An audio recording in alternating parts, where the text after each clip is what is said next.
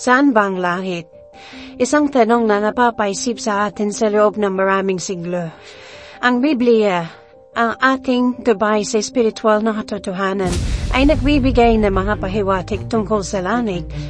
Ngunit hindi ito nagbibigay ng isang tiyak na mapa o lokasyon. Sama-sama natin tuklasin ang mga simbolo at imahe na makikita sa Biblia at subukan mo nawan ang langit sa pamamagitan ng pananaw ng ating pananampalataya. Handa ka ba? Sa katunayan, ang Biblia ay hindi nagbibigay ng tiyak na lokasyon para sa langit. Pero ito ay naglalarawan, ngunit hindi ito isang mapa o direksyon. Narito ang ilang ideya mula sa Biblia na nagbibigay liwanag sa konsepto tungkol sa langit. Una, ang langit ay isang lugar ng kagandahan at kaligayahan. Ang Biblia ay naglalarawan sa langit bilang isang lugar na puno ng kagandahan, kagalahan, at kapayapaan. Walang sakit, luha o kamatayan. Makikita ito sa Apokalipsis 21, versikulo 4. At papahirin niya ang bawat luha sa kanilang mga mata. At hindi na magkakaroon ng kamatayan, hindi na magkakaroon pa ng dalamhati, o ng pananambitan man, o ng hirap pa man. Ang mga bagay na una ay naparam na. Sa Apokalipsis 22, versikulo 1 hanggang 5, ipinakita rin sa akin ng anghel ang ilog ng tubig na nagbibigay buhay. Ang tubig nito ay sinlinaw ng kristal, ay bumubuhat mula sa trono ng Diyos at ng Kordero, at tumaagos sa gitna ng lansangan ng lungsod. Sa magkabilang panig ng ilog ay may punong kahoy na nagbibigay buhay. Pangalawa, ang langit ay isang lugar na pakikipag-ugnayan sa Diyos.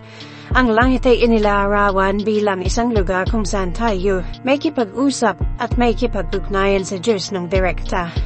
Makikita ito sa Apokalipsis 22, versikulo 4. Naroon ang trono ng Diyos at ng tupa at sasambahin siya ng mga lingkod niya. Makikita nila ang kanyang mukha at isusulat sa mga noo nila ang kanyang pangalan. Pangatlo, ang langit ay isang lugar ng pagdiriwang. Ang Biblia ay naglalarawan sa langit bilang isang malaking pagdiriwang kung saan pinupuri natin ang Diyos at nagagalak sa kanyang presensya. Makikita ito sa Apokalipsis, Kapitulo 7, versikulo 10 hanggang 12.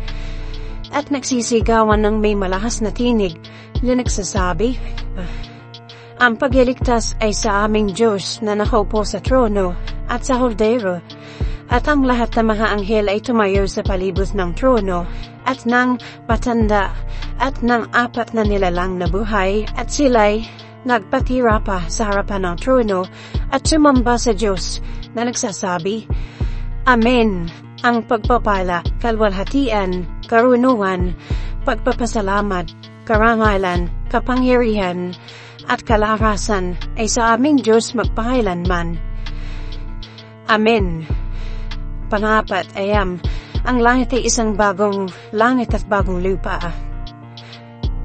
Ang Biblia ay naglalarawan ng isang bagong langit at bagong lupa sa Apokalipsis, Kapitulo 21, versikulo 1. Ito ay napapahiwatig na ang langit ay hindi lamang isang lugar na hiwalay sa ating mundo, ngunit isang bagong simula, isang bagong paglikha kung saan ang mga pagdurusa, kasalanan at kamatayan ay wala na. Sabi sa Apokalipsis 21, versikulo 1, at nakita ko ang isang bagong langit at ang isang bagong lupa sapagkat ang unang langit at ang unang lupa ay naparam at ang dagat ay wala na. Ang ikalima, ang langit ay isang lugar ng paglilingkod.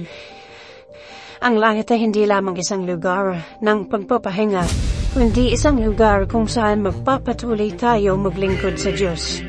Ang mga banal ay nakikita na naglilingkod sa Diyos sa kanyang templo sa langit. Makikita ito sa Apokalipsis 7, versikulo 15. Kaya't sila ay nasa harapan ng luklukan ng Diyos at naglilingkod sa Kanya araw at gabi sa kanyang templo at siya ay nakaupo sa lukluhan, ay lulukuban sila ng kanyang tabernakulo. Isa pa ay ito'y isang lugar ng pag-ibig at katuparan. Ang Biblia ay nagsasalita ng pag-ibig at katuparan sa langit. Ang mga nagmamahal sa Diyos ay magsisiyahan sa kanyang presensya magpakailanman. Ang pag-ibig at pagkakaisa ay magiging perpekto sa langit. Ito ay nasa unang Juan, Kapitulo 4, versikulo 16. At ating nakilala at ating sinampalatayanan ang pag-ibig ng Diyos sa atin. Ang Diyos ay pag-ibig, at ang nananahan sa pag-ibig ay nananahan sa Diyos, at ang Diyos ay nananahan sa Kanya.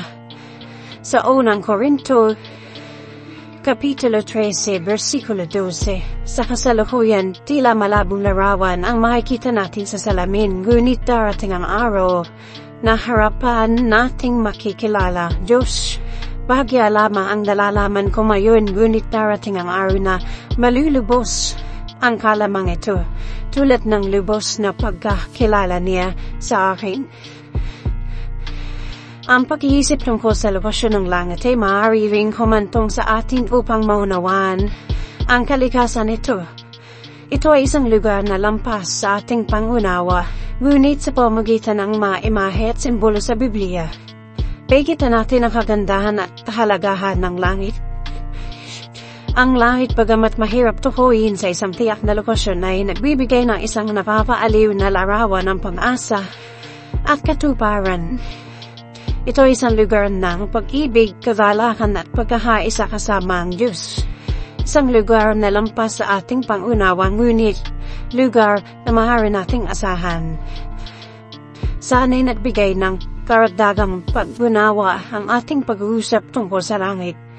Patuloy nating pag-aralan ang Biblia at palalimin ang ating pananampalataya upang mas makilala natin ang kalooban ng Diyos at ang kanyang mga pangako sa atin.